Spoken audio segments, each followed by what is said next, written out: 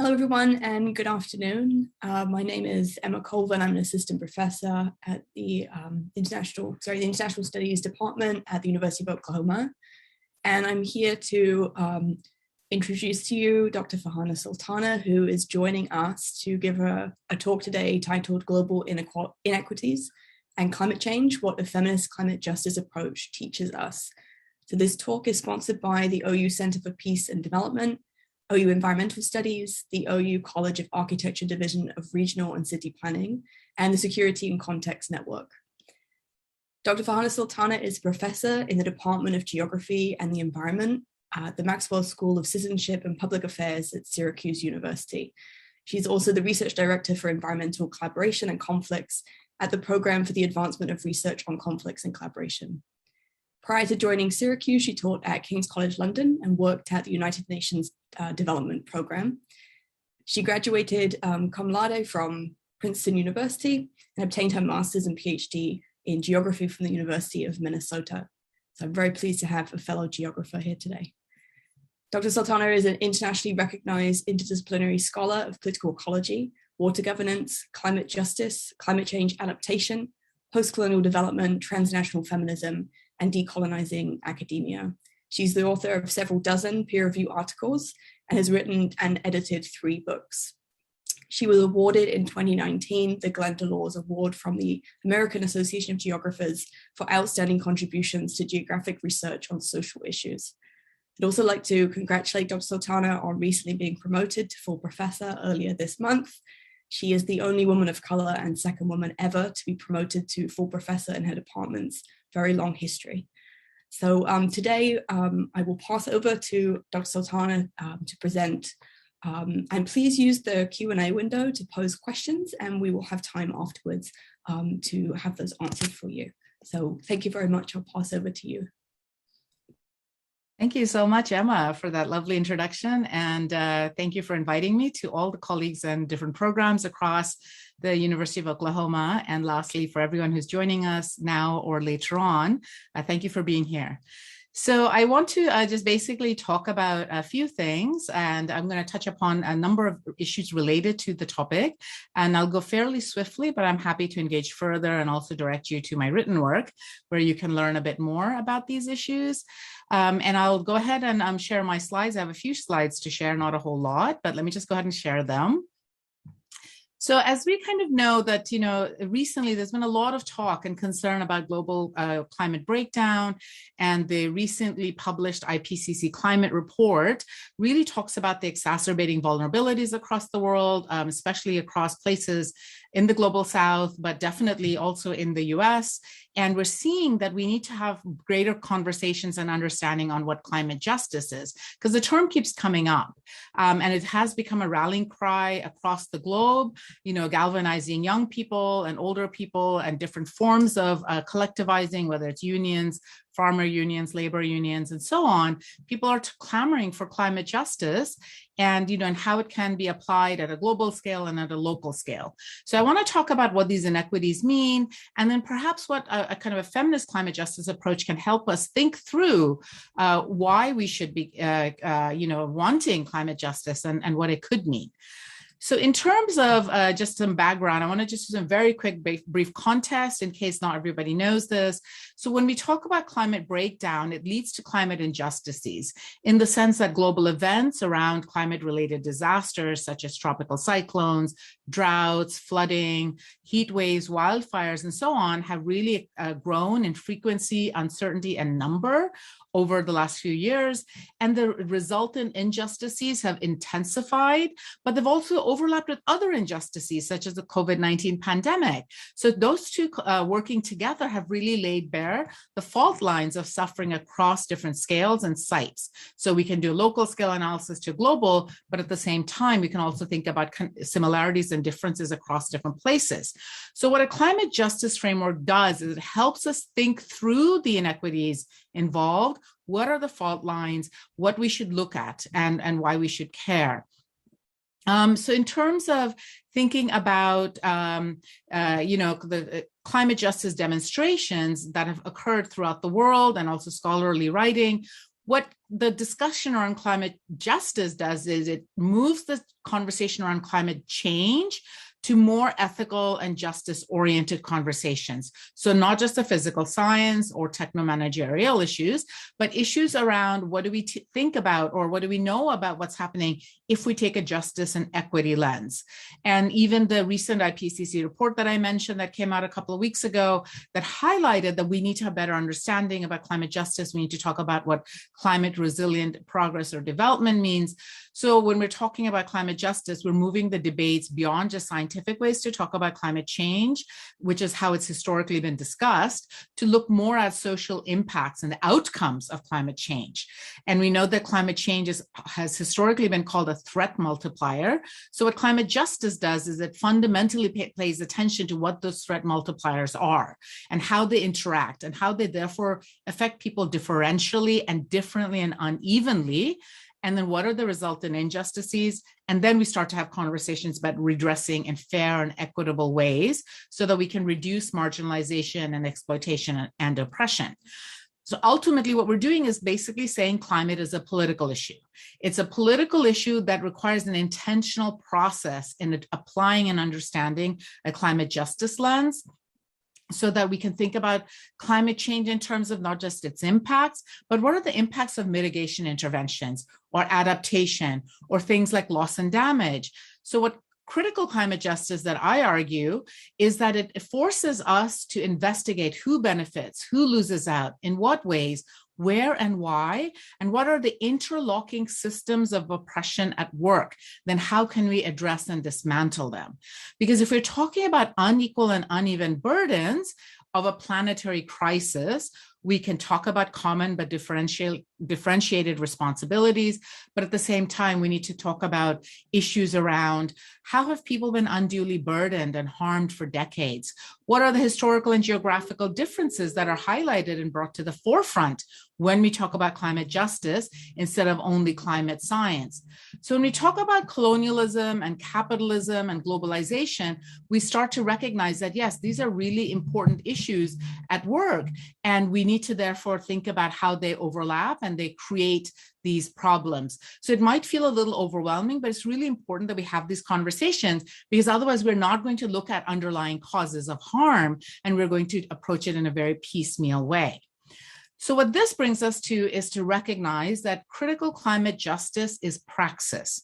So a praxis means that it is theoretically informed practice with reflection. So you do something, you understand what has been written and said about it, you reflect on it, and you do better. So there's this constant feedback loop, and there's an integration across knowledge, across practice, across self-reflectivity, and conversations around that.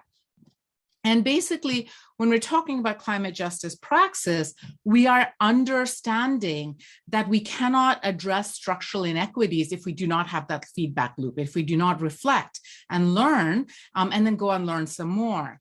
Because when we're talking about equity considerations, we're looking at reducing harms and removing harms, right? So it's an underlying commitment to political action and solidarity.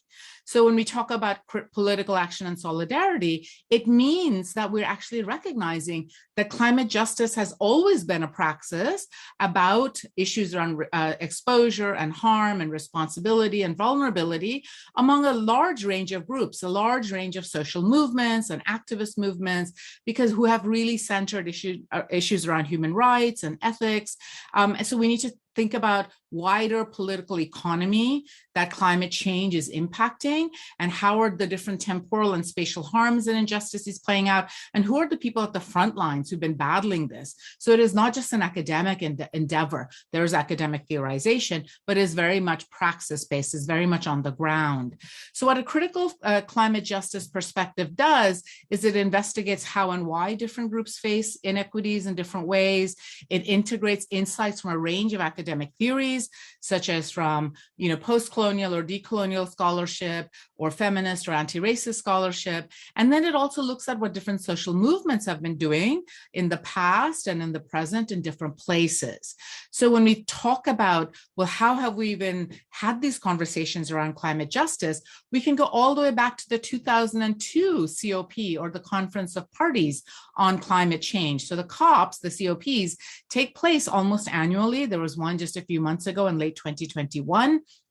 And they're trying to resolve at the international scale, how do we deal with climate breakdown and climate change? But it was actually 20 years ago when climate justice entered the conversations, because many, many different grassroots initiatives and activist alliances were working in collaborations across places, along with academics and youth movements of the time, to have these conversations, to try to shift the conversation. And then 20 years later, it's much more normalized, but I think there's still a little bit of misunderstanding in what it means.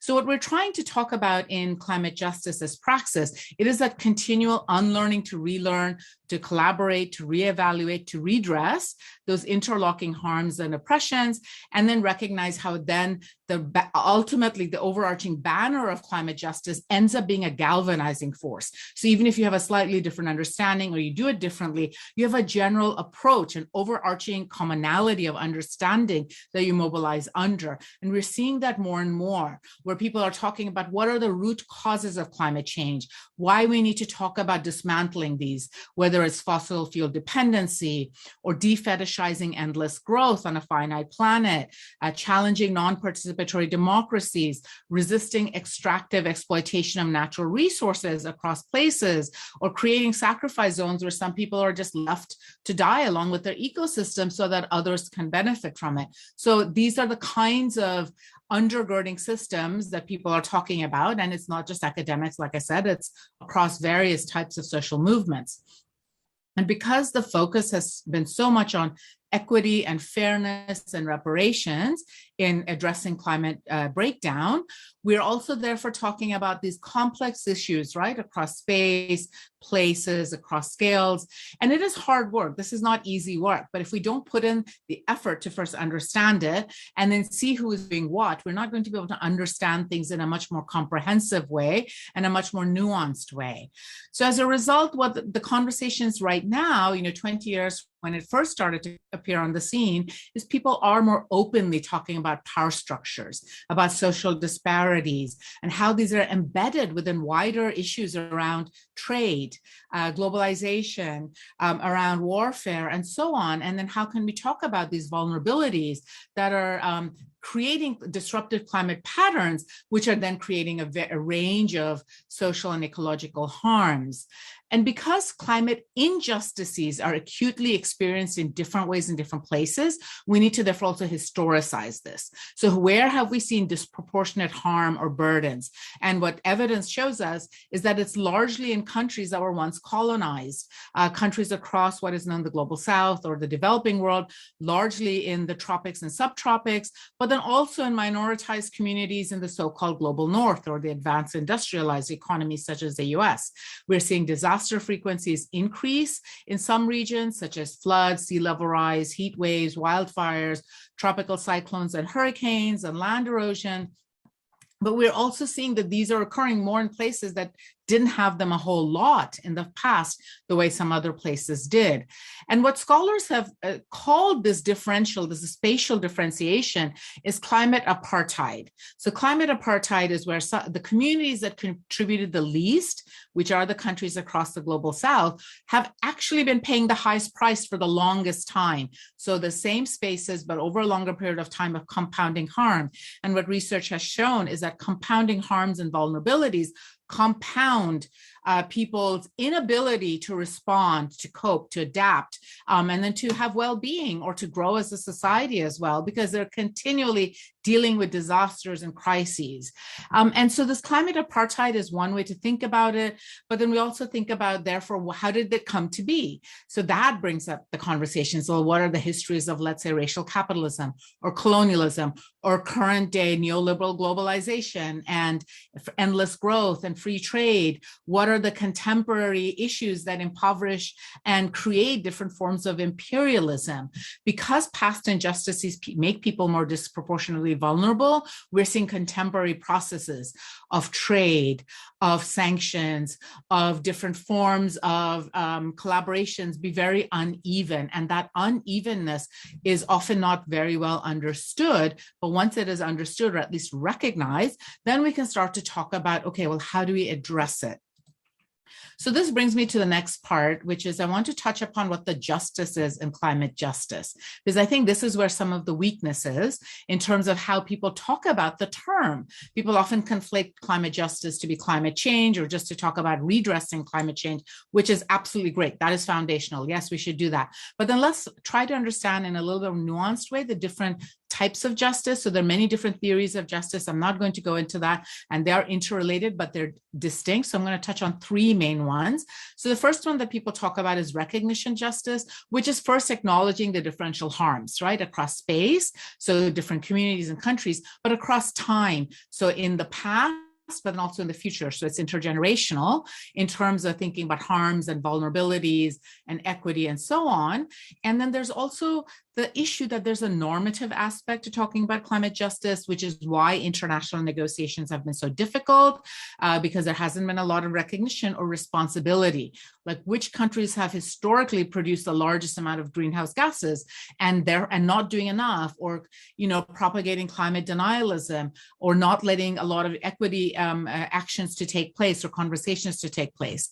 Then we can talk about distributive justice, which is about distribution of the types of responsibilities, but then also the benefits. So how do we talk about putting a limit on greenhouse gas emissions, or who cuts down by how much, who gets a little bit kind of a relief so that they can grow a little bit more because they've historically been oppressed. So these are equitable distribution questions about both risks and benefits, and then addressing past failures so we can take accountability and responsibility. And distributive justice is a critical component, again, around international negotiations.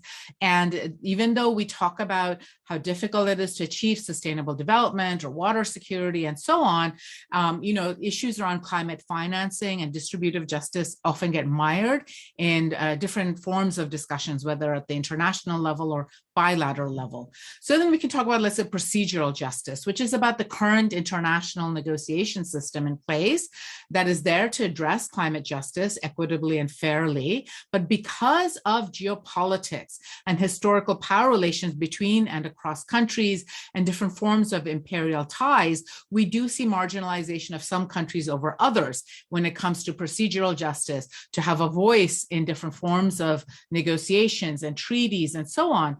And we're seeing that a lot in climate finance in terms of power imbalances, who gets to have a voice and allocation and distribution and so on. So as a result, international guidelines are great to have, for instance, IPCC reports, but we're talking about negotiations that are binding.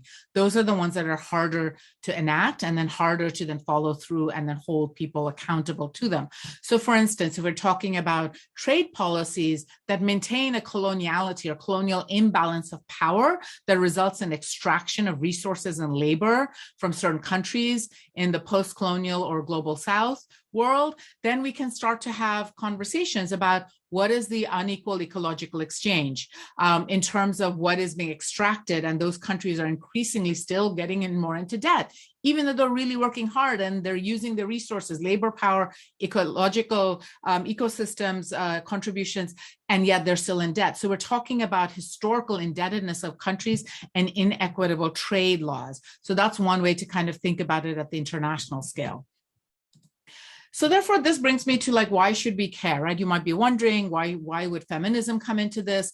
And this is because, again, over 20 years of research has shown that climate justice initiatives or even discourses talking about it aren't as effective or equitable if we don't integrate some feminist insights or teachings from feminist scholarship, whether you use the term or not.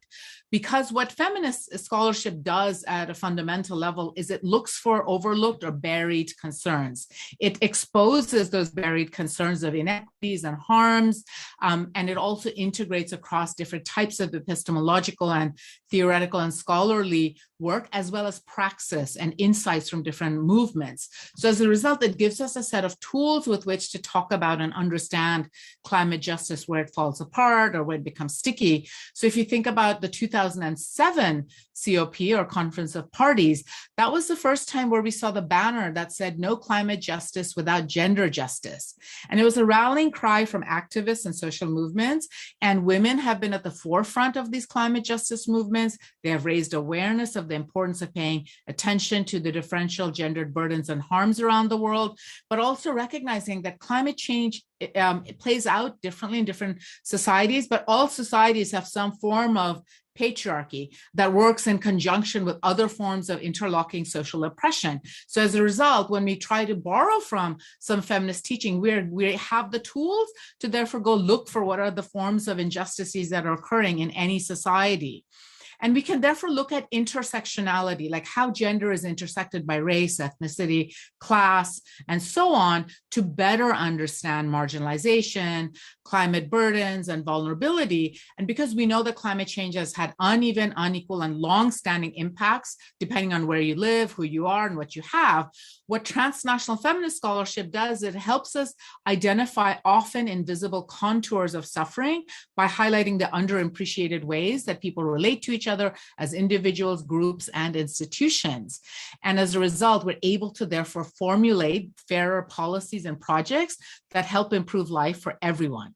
So feminist scholars have really examined for several years the iterative and multiple knock-on effects from climate breakdown. How does it play out across gender, class, and racial relations?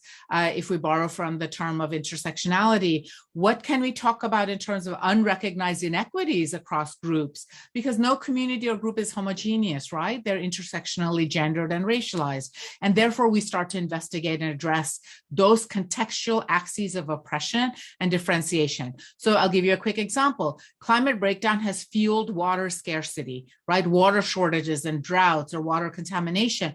Who is that affecting? If you didn't take a feminist lens, you wouldn't really look to see. It is usually women and girls who are spending time and labor fetching water for their homes. Therefore, it's having a knock-on effect in terms of girls' education, women's right to work, even their health and well-being, and it changes community dynamics. So when we start to talk about feminist insights, we start to address issues around patriarchy. We look at issues such as water scarcity and climate breakdown, but which much better understanding of what's happening.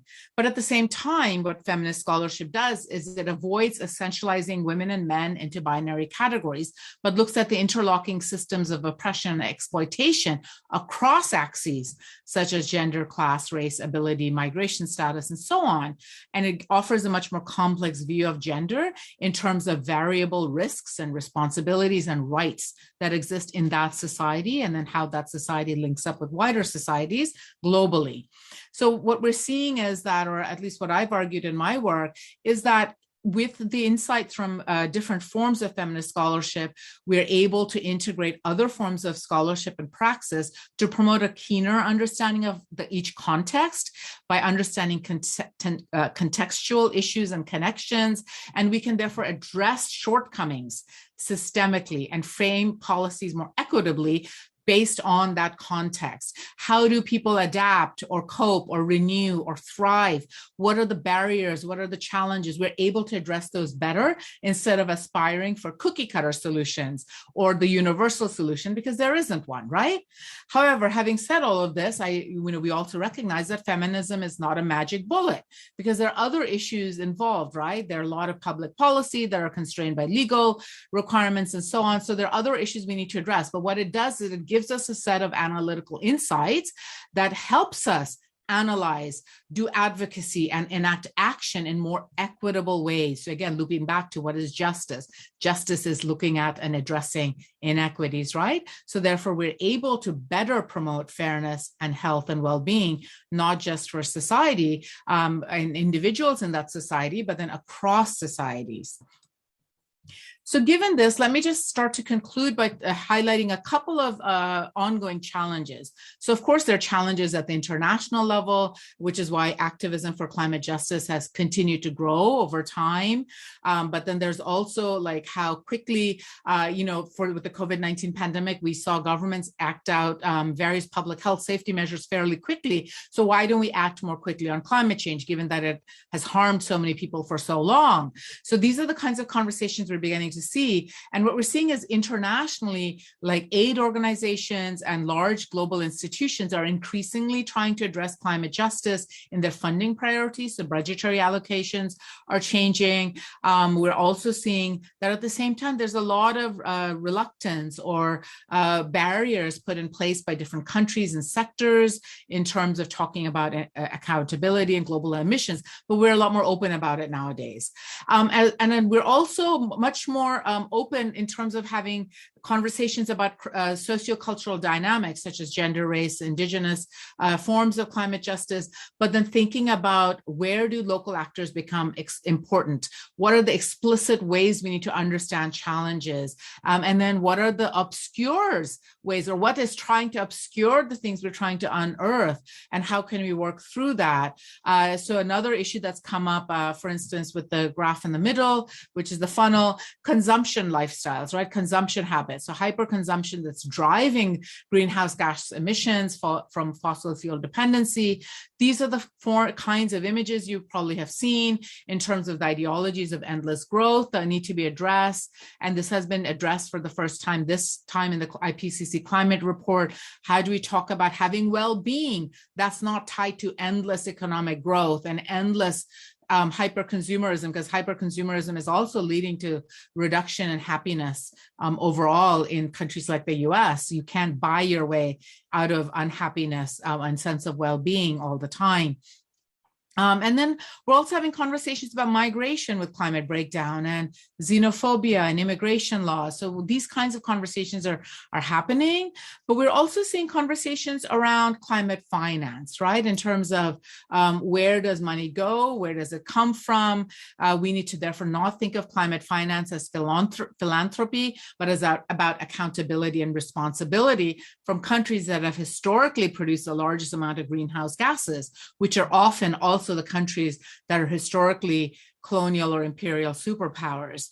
So if we're talking about climate justice at a global scale, we are talking about accountability and justice and reparations. And what that means is looking at those colonial legacies of harm or imperial legacies of harm and reducing figuring out ways to reduce the harm, reduce fossil fuel dependency, increase decarbonization, and a whole bunch of other measures, in terms of mobility justice for climate refugees, but then also in terms of how can we talk about other forms of well-being and economic development or sustainable development that is not entirely tied to green capitalism, which results in land grabbing and sacrifice zones and dispossessions and water contamination and so on. So how do we do certain things without creating such a huge and a disproportionate impact and then kind of invisibilize them? What we're doing is visibilizing things. We're trying to have these conversations.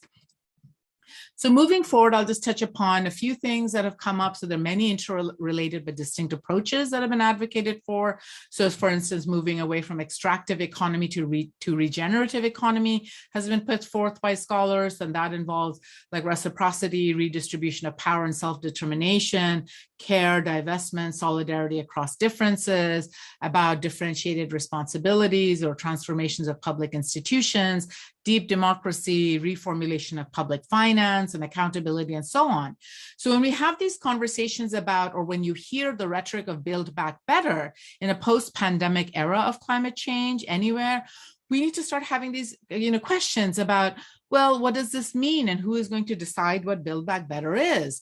What will be improved and for whom and where? What are the costs? What are the externalities? How do we internalize those externalities so we don't displace and invisibilize the harms? So we need to talk about these post-pandemic recoveries that could be, for instance, gender responsive or race responsive, because unless they're made to be so, they may not necessarily be so. So we can talk about gender just planning, which includes like like, for instance, budgeting and allocation and advocacy networks and supporting different types of gender just pathways. A lot of activists and scholars have argued, for instance, about fossil fuel-based recovery not being very great. So can we think about, non-fossil fuel dependent recoveries, but then that is also fiscally responsible. So some recent examples, for instance, have been Feminist Green New Deal in the USA, or the Feminist Fossil-Free Future in the Asia Pacific. So there are many different types of endeavors. They've argued for different points, but the important thing to remember is that they're multi-scalar. They all call for gender disaggregated data collection, greater monitoring, accountability, creating adequate capacities and resources, and allocating enough budgetary resources for analysis, for data collection and redress where necessary. So again, it's a very intentional domestic policy, but it's also intentional at a local level, depending on who the actors are and at what scale they operate. So if we take insights from feminist scholarship, we start to see these kinds of outcomes in policy in terms of solidarity praxis, because we unearth and redress the root causes instead of just looking for a quick fix or a one kind of technological solution that may not deliver the utopias we're looking for. We look at different forms of patriarchy that exist in institutions and policymaking, in community organizing, and therefore we're able to address in more intersectional gender way, looking at those ethical research design, disaggregated data collection, collaborative planning, critical reflexivity, and so on. So this is why I've argued that for better policy and better outcome and better life for all on Earth, we do need to sort of borrow from different forms of theorizations and understandings so that we're able to act better, we're able to enact better. And we're able to accelerate more justice-oriented cooperations and outcomes. Otherwise, we're not going to be able to decolonize global power structures or local power structures if we don't have more intentional efforts on these fronts. So let me just conclude kind of bringing together some of the key points, given that I've touched upon a lot of different issues, some of the key messages. So climate justice, as we know, has become this rallying cry across the globe, and it is ultimately about obligations and ethical relationships. It is not just about economics or scientific solutions or technology. Yes, those are important, but that is not the only thing. It's a reframing. Climate justice is a reframing that helps us have these conversations about justice, about equity. And what a feminist climate justice approach does is it encourages policymakers and citizens to approach climate change in a more comprehensive way. It calls for accountability to intersectional analysis, to lived experiences and wisdoms of differently situated subjects. It calls into question, who are the experts and expertise? What are the different types of knowledge we should pay attention to that may not be just the same talking heads we've come to rely on, right? So it's about looking at power relations in any context, in institutions, in framing issues, in policy conversations.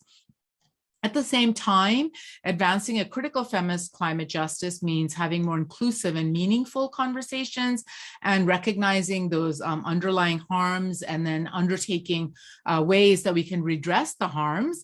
This is hard work. This is not easy. It is not a quick fix, but it means that we start to recognize the importance of humility, of talking with a lot of people, recognizing different voices, learning to do deep listening, decentering ourselves so that we can hear a range of opinions and expertise, and then also look at the ways different forms of systemic injustices overlap and compound, which is what I started off with the talk.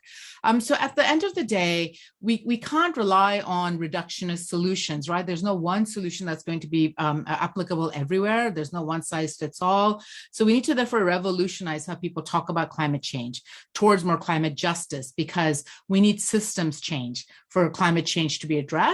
And one way to think about that is to do that reimagination. So it's a reimagination of ways we can confront capitalist extractivism and climate colonialism, because collaboration is vital. It's the only way we're going to get out of this mess that we've created that's been coming on for centuries and decades. And yet, while it is complex and challenging work, we need to continually investigate and expose and understand the interconnected issues, and then work with others to try to exert our relational privileges where we can, and configuring more justice-oriented solutions. So ultimately, at the end of the day, it's that continual process of praxis, that unlearning to relearn to do better each time. Because ultimately, the differences we have, we can recognize them and we can address them, but we're not going to be able to address them if we don't think about, continually taking stock of various collectivities and solidarities for equitable and transformative praxis, because otherwise we're never going to make it out towards more transformational and abundant futures for everyone. We're going to repeat the cycles of harm and despair that has already been occurring for far too long. So this is why I invite everyone to continue to have conversations on learning and relearning about climate justice so that we are able to have more productive solutions going forward. Thank you for listening, and I appreciate you being here, and I'm happy to answer questions. This talk was derived from an article of mine that came out recently, a very popular one, and I'm sure the organizers can put it in the chat box for you if you'd like to read more and learn more. You can also go to my website, which is literally my name. It's farhanasultana.com, and look up other writings or podcasts and videos and talks. So thank you again. Thank you very much.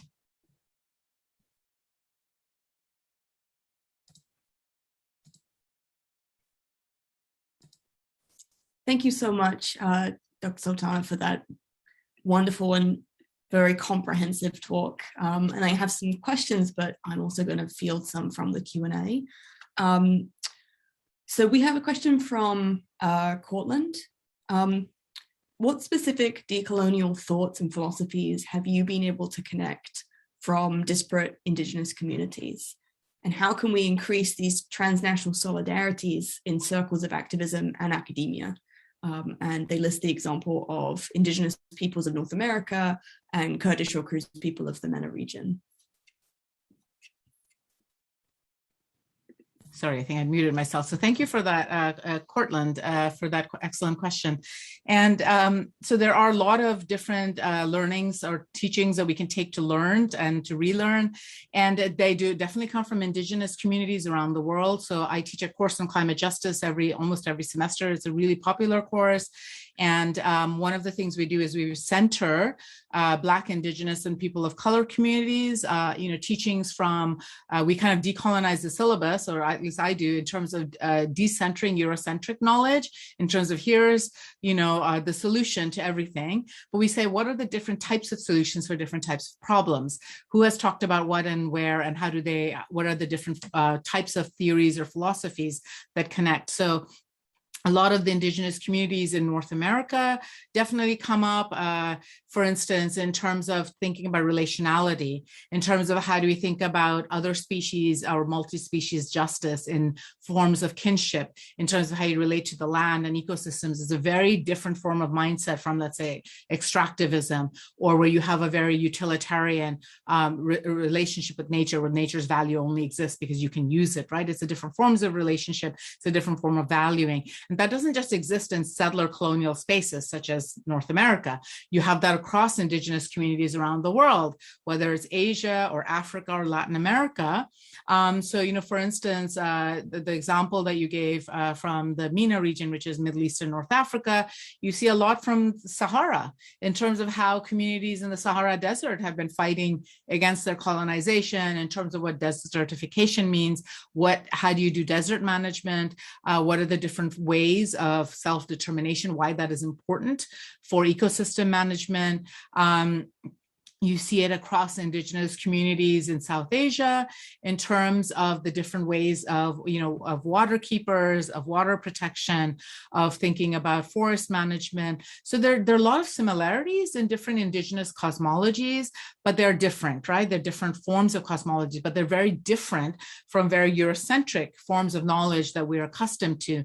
So when we're talking about decolonial thought, it is not just theoretical work, but it is very much in terms of praxis based on indigenous communities, but then also how indigenous communities collaborate over time and space in terms of talking about different issues, whether it's based on a specific policy or a specific, for instance, in terms of pipelines in North Dakota or in Canada, right? You're seeing tar sands and fights for self-determination and sovereignty over land rights in indigenous communities and First Nations and Native American communities. But then you're also seeing it in, for instance, in the Himalayas, in terms of river management, in terms of water construction and dams, right? So different resources, but similar concerns around voice and representation and relationship to the different forms of living and non-living nature, rather than just extract, utilize, dispose, right, and create those systems of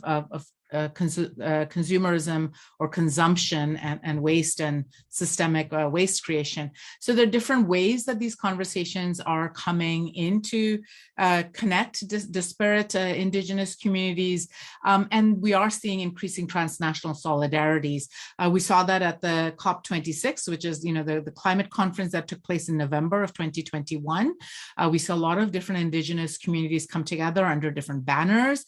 We see also different vulnerable communities work with the settler communities working with Native or indigenous communities, but they have been vulnerabilized in different ways. Or you see, for instance, Pacific Islands, small island nation states, or what are called SIDS, SIDS, so small island nation states, how they have collaborated to create different forms of forum and voice in terms of how are they rising to deal with sea level rise? What are the different forms of voice they have been afforded at these international negotiations? So you're seeing a much more galvanized solidarities nowadays. It's perhaps thanks to various internet platforms, different ways of communication and digital technology. We are definitely seeing different forms of activism and different forms of coalitions and solidarities that are coming together to challenge the status quo, to demand voice and recognition, to sort of shift conversations. And this is where we're seeing climate justice come up a lot. So indigenous climate justice, or climate justice that comes out of, let's say, environmental racism concerns in African-American communities in the US. So there are a lot of similarities and differences in how different coalitions are also coming together, but emerging out of different communities in different places.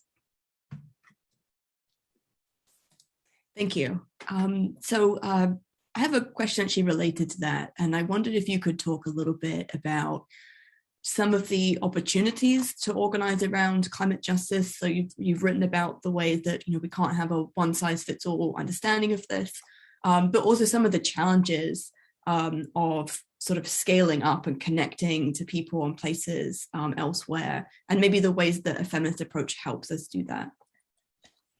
All right.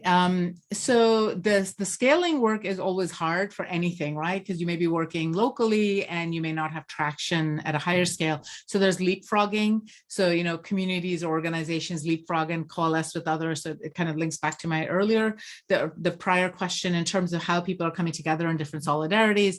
They're leapfrogging. They're also collectivizing in different banners. So for instance, last year in the farmers movement, you saw massive farmer protests around the world with commodity pricing, with issues around farmer debt. And these are usually small scale farmers, right? Subsistence farmers. It was massive, millions of people across Asia and Africa. It didn't get a lot of media attention, but there was a lot of different solidarity movements. And they're pushing back against different trade policies, different, agriculture and farming practices, but then also in terms of land rights, in terms of their own state or federal policies that are affecting local livelihoods. So we see different forms of collectivizing, and often people will say this is a labor union protest globally, or this is a farmer union protest, or this is an indigenous one, but you'll often see there's a lot of feminist insights without the banner of feminism.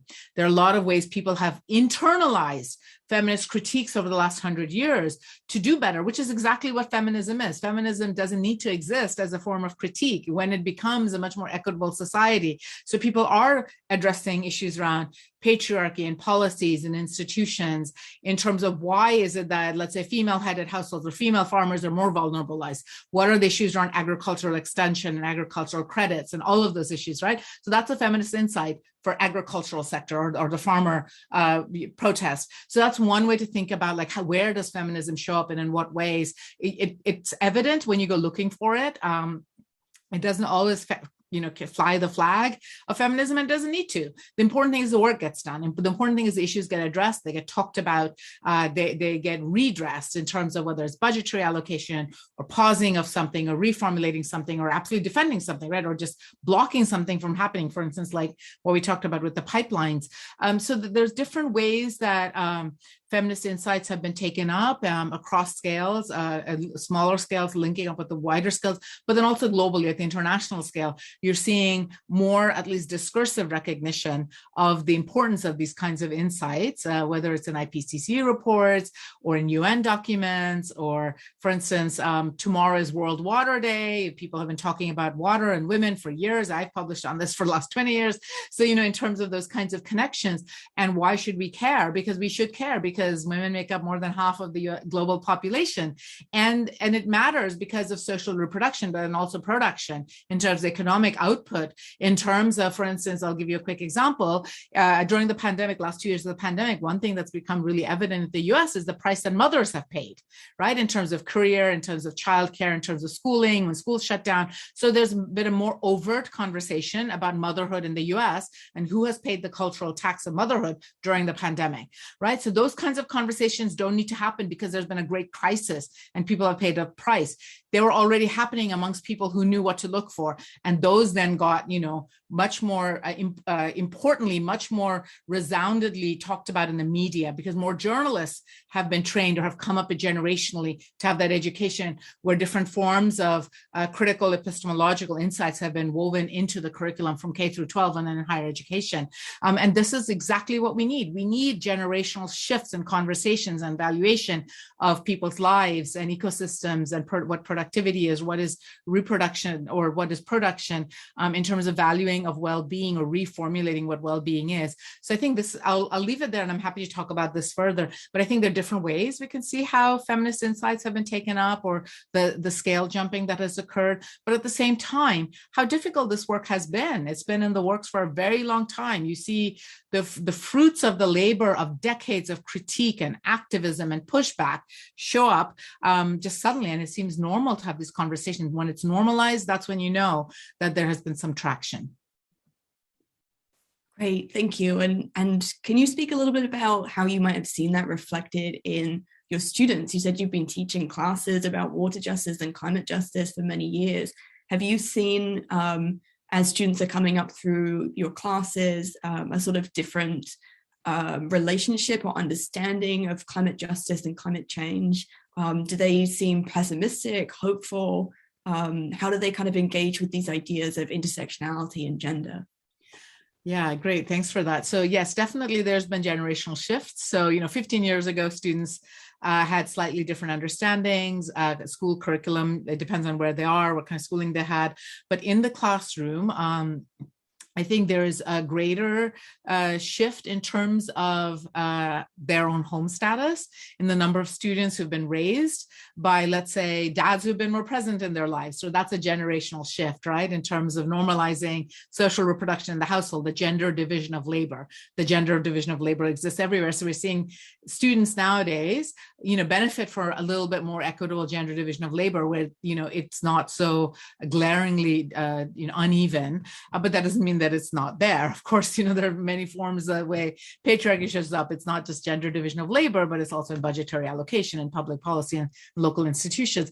So I think students are much more aware of these issues, but they're not always fully aware of, let's say, climate justice. It's a topic that they've heard about. They're the generation that participated in, let's say, the youth climate strikes in the last 2 years. Some of them have, not all of them, but they're much more attuned to the term because it's been in the media. So it's wonderful when media and journalists get trained on this, because therefore it shows up more in material that they see. It's showing up in popular culture, not as much. I wish there was more uptake. I wish I could help somebody create something, like some sort of a popular movie, or not just a movie, but, something that's more relatable. So how do we mainstream conversations around climate justice, right? In terms of talking about the role of various institutions or corporations that have been kind of leading people astray, or what can we do to celebrate the ways people have been tackling these issues. So not just survival, but thriving. So the different ways that I think students are seeing that in popular culture, in media, but in their curriculum before they arrive in my classes. But through my classes, there's a lot of unconditioning. I do have to kind of break things down. Students do have to kind of unlearn to relearn and then learn some more. And for some, it feels familiar because it's trajectory of their own personal growth and education. For others, it's quite new and disruptive. But I think when I make those connections between climate justice, feminist scholarship, or, anti-racist scholarship or anti-colonial scholarship, they're very smart in making these connections. And it's a joy to see students, the light bulbs go off and they're like, yes, this makes sense. This is why this is happening. And I'm so frustrated by it, but now I can sort of understand it. So if I understand it, then I can find where the intervention points are instead of just being frustrated with the issue. So I think I am seeing that in terms of more and more students being interested in it, but also interested in it and being more familiar with the topics at hand. And I think that is a real testament to shifts in K through 12 curricula, in pop media, in popular culture, in media, and parenting. It takes a whole village, right, to raise an adult from childhood to an adulthood. And then my job is to basically give them the tools with which to theorize better, to understand better, because not everyone goes off after college to graduate school or other forms of post-secondary training or education, but they have some basic, like really good skills or tools under their belt with which they can go off to work in the public sector, private sector, in law, or in philanthropy or international organizations, so that they're able to, that hopefully stays with them, so they can say, okay, I'm not going to approach gender in this reductive way, or I understand the importance of indigenous scholarship. I understand why this is critiqued because of all this history of colonialism and globalization and imperialism. So they're able to take that with them, irrespective of what their job ends up being post-college. And that means that they're able to be better global citizens. And that is my goal at the end of the day, to help create better citizens, global citizens, who can therefore have more empathy with the world, be more justice-minded human beings, participate in different ways, be politically active, meaning they're clear about their commitments in terms of how they allocate their time and energy. They feel like they have more ethical lives going forward. So at the end of their days, they can look back and say, I led a rich life. Right? I had a meaningful life. I mean, I'm hoping that I can be a small part of that journey and contribute in a small way so that it helps them, do their own thing as they evolve into adulthood.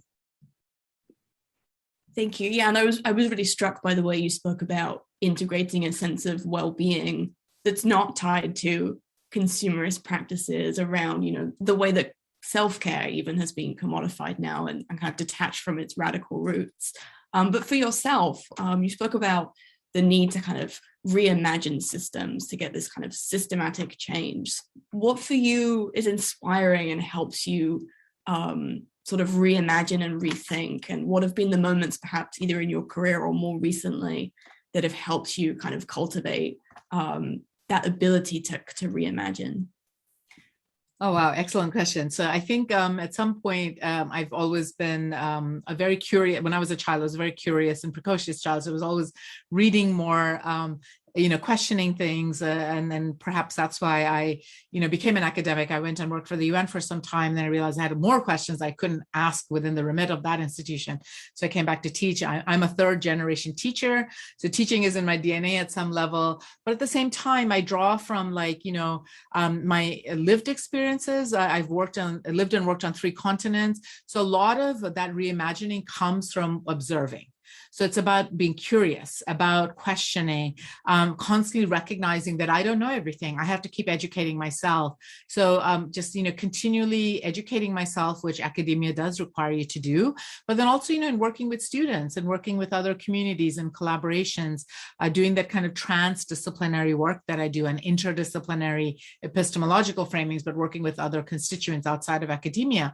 And then also working with students to see that to help me reimagine the world, or to help me keep being inspired, despite feeling, I can easily say, oh gosh, I'm feeling really so much climate anxiety and climate eco grief my entire adult life, for a very, very long time.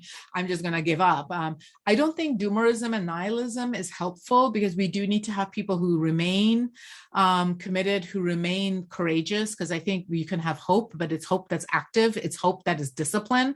If you don't act, you don't have hope. So you have to be vigilant in terms of expecting just vacuous hope. And that's not what I advocate. What I advocate for is a critical hope, which is very much about, finding your people.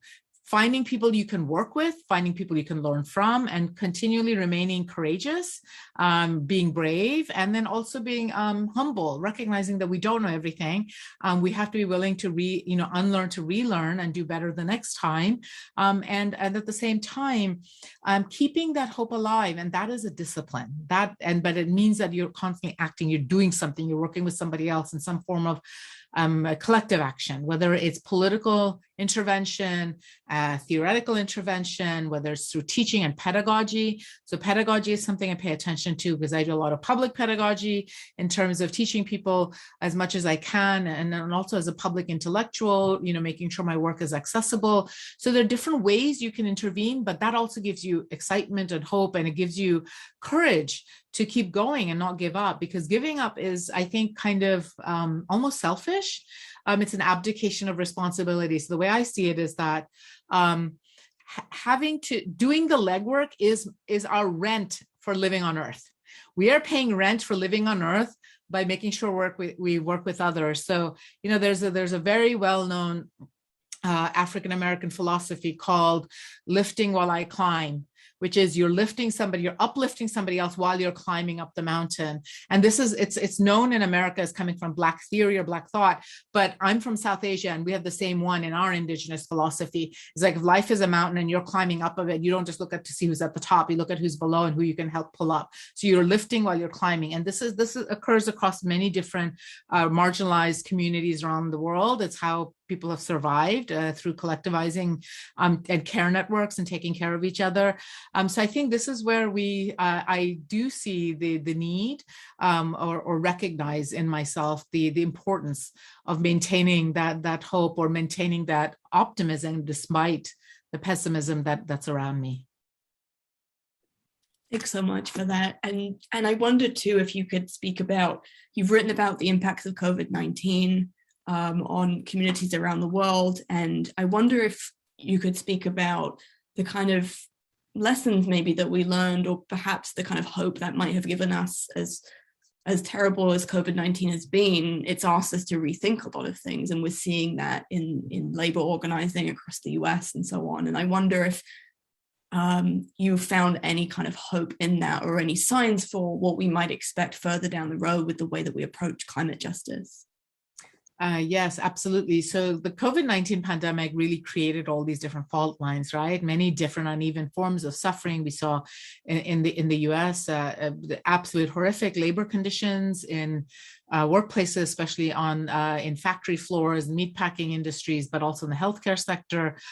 We've seen huge disparities in access to healthcare. So we've seen ways that different people have had to come together, right? Whether it's mutual aid, whether it's community, care, whether it's collective babysitting, right? All kinds of different networks of support, whether it's food or shelter or clothing or legal representation or free medicine. So many different ways. A crisis is an opportunity to collectivize. And unfortunately, it did take the COVID-19 pandemic, after much suffering and ongoing deaths and suffering. The pandemic is still there. It's not gone yet. We have seen how different people have come together. And we can think about how climate has also brought different people together globally. With COVID-19, we've seen it much more locally, because that's where, the action needed to happen for communities to survive. But then we've also seen that leapfrogging and that scalar jumping or connecting in terms of COVID relief packages, in terms of demands for, let's say, cancellation of student debt, because it's been really hard for students to find employment to pay back student loans. We've seen mass resignations, but we've also seen mass hiring problems. So there's been much needed conversations in America about livable wages. that it's not that there aren't workers, that people just are recognizing their mortality, seeing the morbidity around them, reflecting on what is well-being, and people are demanding more livable wages, as they should. People are also having conversations about universal health care. Why is America the richest country on earth and most advanced military country, and yet it does not have, it is also the most inequitable in terms of healthcare access. So the COVID-19 pandemic really laid bare a lot of issues that were already, it basically exposed oppressions that existed. That's what crises do. They expose where the fault lines are, and it gives us an opportunity, excuse me, to therefore intervene. So what we're seeing is with the overlapping of COVID-19 and climate injustices, we saw greater injustices, right? People dealing with COVID-19, and then suddenly a hurricane or tropical cyclone comes through, or they're dealing with COVID-19 and there isn't enough water. So what was the first instruction 2 years ago? Wash your hands. So you had to wash your hands for the pandemic, for sanitation and hygiene to stop the spread of this virus. What do you do with the fact that there's over 1 billion people on Earth who do not have access to safe, reliable amounts of water daily, right? Forget drinking water, but for hygiene, for hand washing, for bathing, for laundry. So these kinds of issues. So water scarcity became a pandemic issue because not everybody had the opportunity to have equal amounts of water and sanitation. Social distancing. What do you do with crowded housing, people living in informal settlements or favelas or shanty towns or slums, what have you? You can't just ask people to just stop everything and socially distance. If you're very poor and living in these settlements or in these housing spaces, you don't have the luxury, right? So therefore it became a class warfare. You saw people get away from COVID, fly off in their jets to other places, contributing carbon, right? Contributing to greenhouse gas emissions. But then you saw this, what became known as, the pandemic apartheid. Right now, we see what's called the vaccine apartheid, that there are countries that have stockpiles of the vaccine, such as the US and many of the European countries, but there's complete lack of vaccine in countries, let's say in Africa, because of, intellectual property. So the TRIPS waiver has come into play, like why can't we produce more vaccines in other countries? This is, it was vaccine research was created with public funding. It should not be intellectual property owned by just a few corporations. So these kinds of conversations became much more during the pandemic. They became much more easier to have to challenge these norms of global corporate control and institutional blockages. But at the same time, we started to see where the blockages with climate change were, right? And then where they overlap in terms of that forms of corporate imperialism, in terms of unequal trade relations, in terms of geopolitical imperialism. So we see similar patterns of oppression, but two different injustices that are overlaying. And then we also saw how patriarchy played out in the home and in the workplace in terms of who paid the price of both climate injustices, let's say water scarcity, but then also job loss and motherhood. So all of these kind of collided. So that was the paper that I published last year in terms of how those two injustices overlaid in terms of creating multiple axes of suffering, and why we need to have these conversations. Because if we don't go look for them or we don't understand them better, we can't even address the problem because we can't see the problem. Thank you so much, Farhana. And just a reminder that you can access all of Dr. Sultana's publications on her website, which we shared earlier in the chat. So do you have time? I know we're at time, but do you have time for one more question? Sure. Thank you. So this question is, how do you see the climate justice movement within and between actors across the global south? So for example, the gendered impacts of the Belt and Road Initiative of China on the rest of the global south. Right. So these are the forms of conversations that are happening in many countries in the global south in terms of imperialism isn't just imperialism from the 15th century onwards. It is also current day imperialism. So there have been a lot of conversations about climate justice movements, let's say in Asia and Africa, in terms of both the presence of existing colonial and imperial powers, whether that's the Americas or European powers, but then in terms of China being a new capitalist global superpower in more recent years, and how they also then overlap, right? There are a lot of ways that these are not just bilateral trade interventions, sometimes they're multilateral, and then in terms of overlapping forms of extraction, whether it's done by Chinese corporations on behalf of US corporations, because don't forget, China's become the globe's factory. So if they're producing goods and services for us, who's to blame? The finger pointing to China is often not looking at the full picture in terms of accountability, in terms of where are the emissions being derived from or actually taking place, rather than just the production emissions, but in terms of consumption and waste disposal. That's often happening elsewhere. But then at the same time, when we talk about extraction, that's happening in a lot of marginalized communities across the global South, irrespective of who the actors are. And even sometimes their own states are involved, right? They might be in these bilateral, multilateral treaties. States are always involved because you can't go into another country without that government or that state being involved in some treaty or some negotiation or some sort of a deal.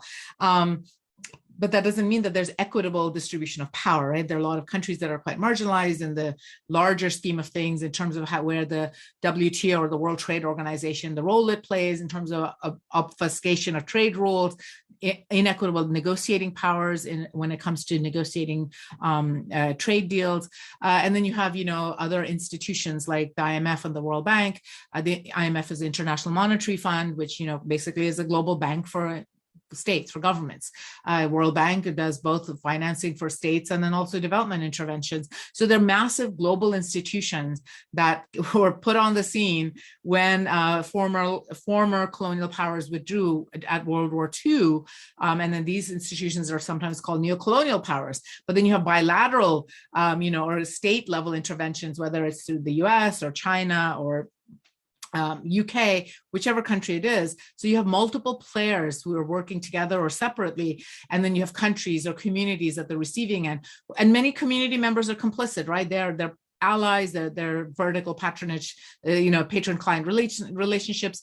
No community is homogenous and equally vulnerable. So we're seeing different forms of extraction, but we're also seeing resistance. So for instance, in the Amazon, we're seeing various indigenous communities that have been putting up a fight against, let's say, Chevron or, whoever for a long time.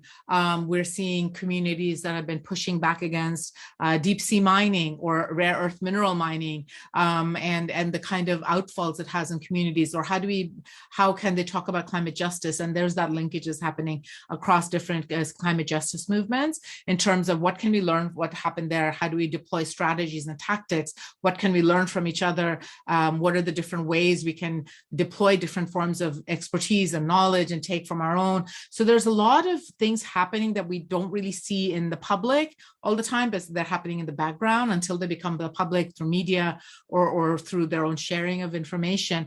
So I think what we are seeing is different forms of contestation and resistance, but at the same time, there's some complicity, and we need to recognize what's happening where, and recognize that it's a very unjust world. There are a lot of people who are paying a price so that we can have the cheap food, so we can have the cheap clothes, so we can have the cheap car, or so on. And then there are a lot of people who've been, made homeless for many, many decades, or whose lands have been so toxic or become so deforested or so unviable for livelihood production, for farming or for fisheries, that they've had to migrate. So, these are the kinds of conversations that are hard to have, but I think are really important, because what they do is they showcase what has happened in terms of local climate justice or local environmental justice, and then what are the ways we can lend support to what's happening.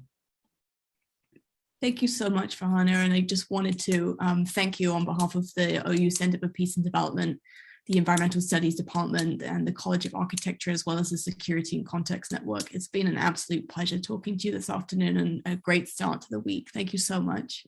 Well, thank you for having me, and thank you everyone who's joined, and all the colleagues at the University of Oklahoma for hosting me. It's been lovely. Thank you. Thank you.